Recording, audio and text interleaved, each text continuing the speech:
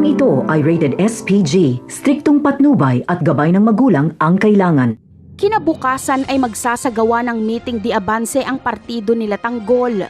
Dudumugin sila ng taong taga-suporta ni Tanggol at ng mga media. Present si Olivia sa meeting di abanse. Pagkatapos ilatag ni Tanggol ang kanyang plataporma ay naghiyawan ng mga tao. Pero biglang susulpot si Fatima at pipilitin niyang makapagsalita sa stage. Pinagbigyan siya ni Tanggol kahit suot niya pa ang damit ng mga gerero. Dito ay isa-isang ibubunyag ni Fatima ang lahat ng kanyang natuklasan sa mga gerero.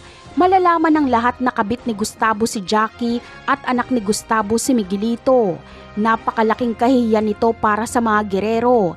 Ibubunyag din ni Fatima na si Miguelito ang pumatay sa kapatid ni Tanggol na si David. Ganti ito ni Fatima sa ginawa ni Miguelito sa kanyang pamilya. Mapapanood ni Rigor sa balita ang pagbubunyag ni Fatima. Dahil sarado ang isip ni Rigor ay hindi siya maniniwala dahil si Tanggol daw umano ang pumatay kay David. Ayon kay Rigor ay binayaran lang umano ni Tanggol si Fatima para baliktarin ang kwento. Kaya gustong makausap ni Rigor si Fatima para matanong niya dito kung nagsasabi ba talaga ito ng totoo. Malaki ang papel ni Fatima sa gera ng Montenegro at Guerrero. Siya kasi ang magpapabagsak sa mga gerero. Siya ang titistigo sa pagpatay ni Miguelito kay David. Siguradong pagsisisihan ng mga gerero kung bakit pa nila kinalaban ng mga Montenegro.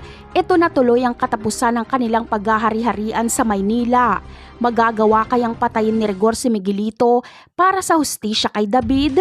Yan ang aabangan natin sa mga susunod na episode. Paalam!